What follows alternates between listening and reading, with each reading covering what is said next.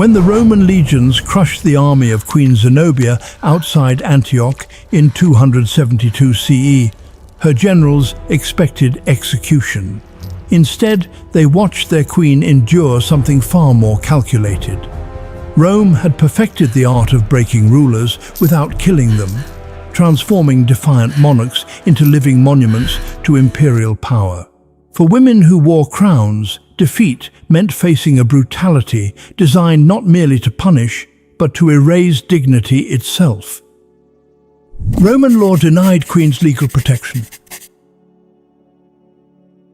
Under Roman law, war captives existed in a category that stripped them of every protection afforded to citizens.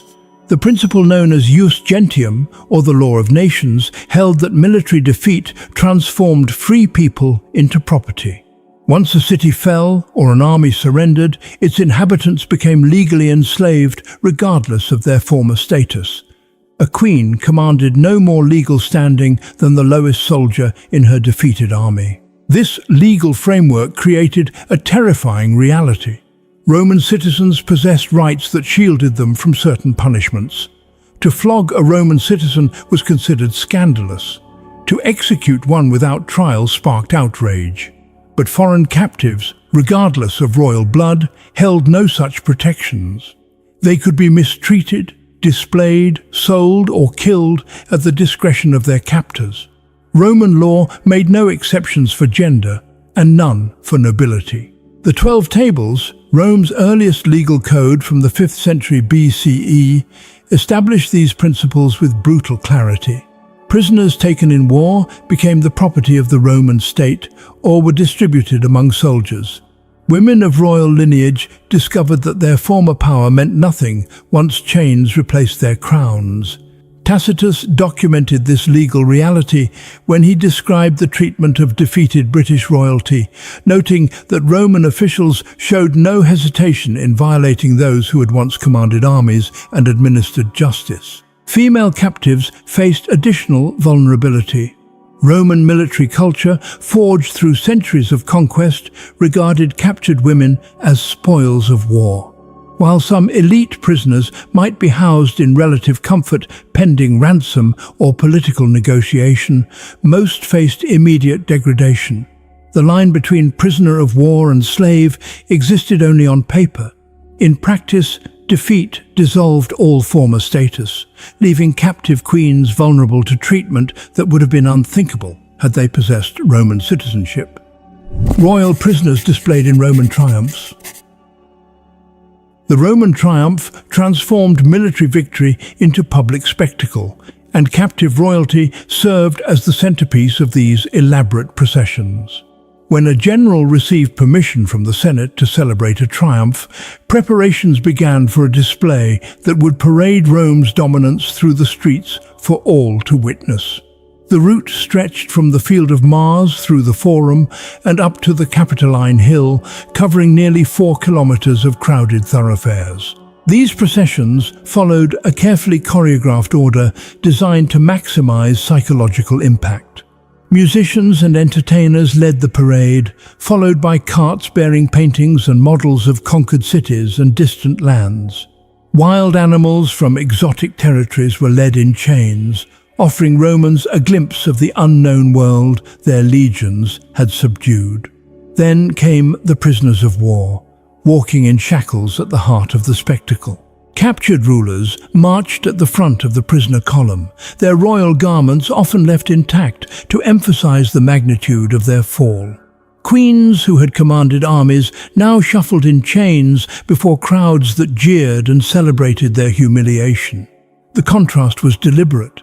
By displaying monarchs in their full regalia while bound and powerless, Rome communicated a message that resonated far beyond the city walls. No kingdom stood beyond reach.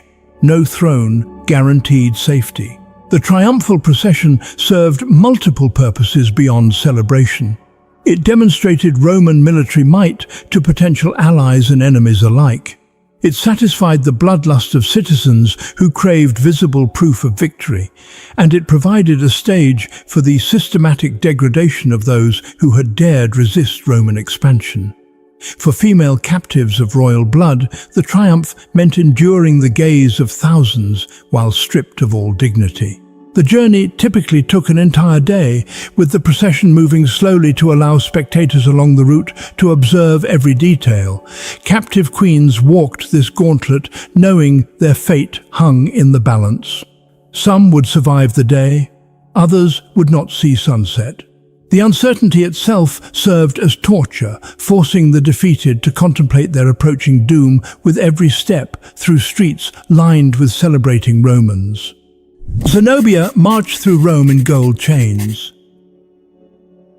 Queen Zenobia of Palmyra had carved out an empire that stretched from Egypt to Anatolia, challenging Roman authority across the east. When Emperor Aurelian finally crushed her forces in 272 CE and captured the queen as she fled toward Persia, he gained more than a military victory. He acquired the perfect symbol for his upcoming triumph. The Historia Augusta, a collection of imperial biographies written in the 4th century, provides detailed descriptions of Zenobia's appearance in Aurelian's triumphal procession of 274 CE.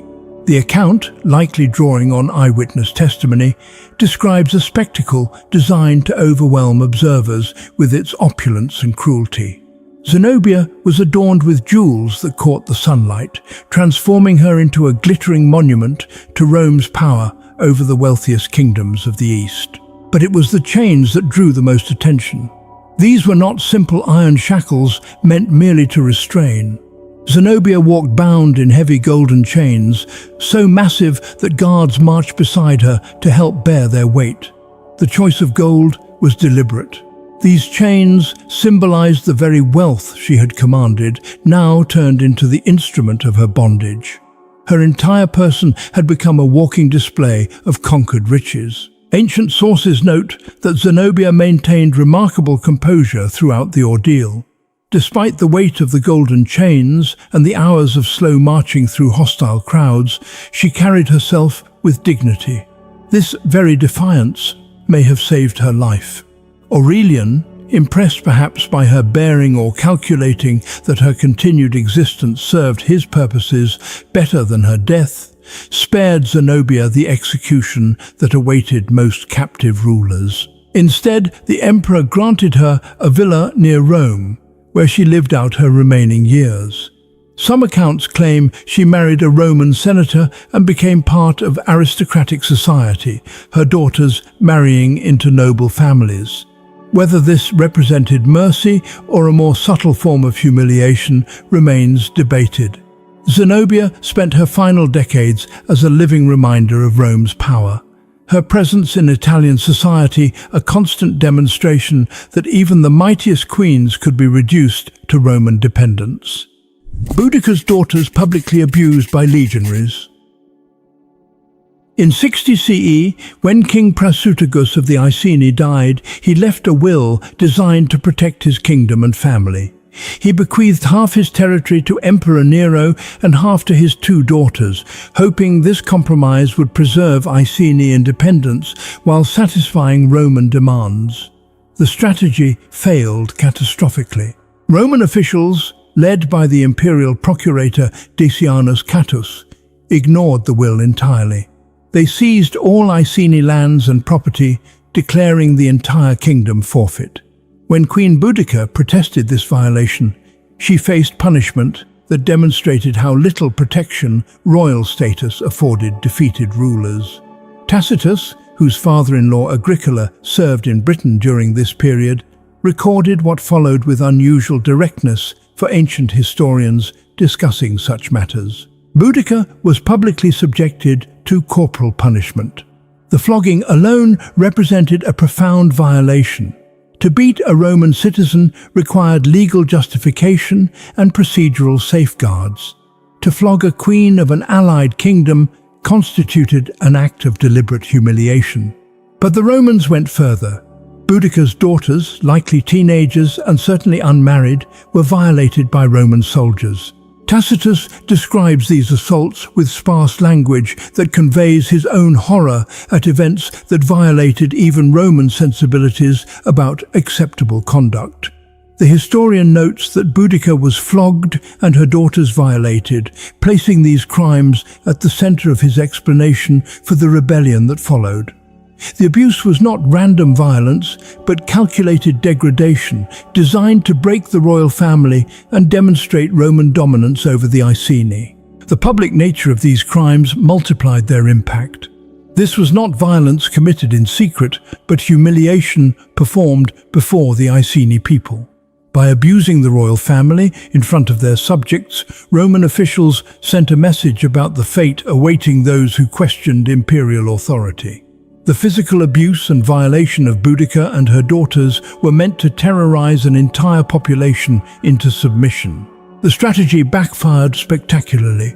Rather than crushing resistance, the abuse of the royal family ignited a rebellion that nearly drove Rome from Britain. Boudica raised an army that destroyed 3 Roman cities, including Londinium, massacring tens of thousands of Roman citizens and their allies. Tacitus preserves a speech he attributes to Boudica, in which she declares that she fights not as a queen seeking to preserve her kingdom, but as a woman avenging her abused body and the violated honor of her daughters. The rebellion ended in defeat at an unknown battlefield, where Roman discipline and tactical positioning overcame the far larger British forces. Tacitus claims Boudica poisoned herself rather than face capture. The fate of her daughters goes unrecorded. They vanish from historical accounts after the initial violation, their stories lost to silence. Execution after triumphs ended. As triumphal processions wound through Rome toward the Capitoline Hill, captive rulers knew their journey might end at the Mamertine prison, known in Latin as the Tullianum. This ancient structure, built into the northeastern slope of the Capitoline, served as the final stop for Rome's most notable enemies. While the triumph continued to the Temple of Jupiter, where the victorious general would make offerings, condemned prisoners were led aside to face execution. The Tullianum consisted of 2 levels. The upper chamber served as a holding cell, but the lower dungeon, accessible only through a hole in the ceiling, became the execution chamber. Here, in darkness and filth, Rome's enemies met their end. The method varied. Some were executed by suffocation. Others were left to starve. The process remained deliberately hidden from public view, occurring while crowds celebrated on the streets above. Vercingetorix, the Gallic chieftain who had unified the tribes of Gaul against Julius Caesar, exemplified this fate.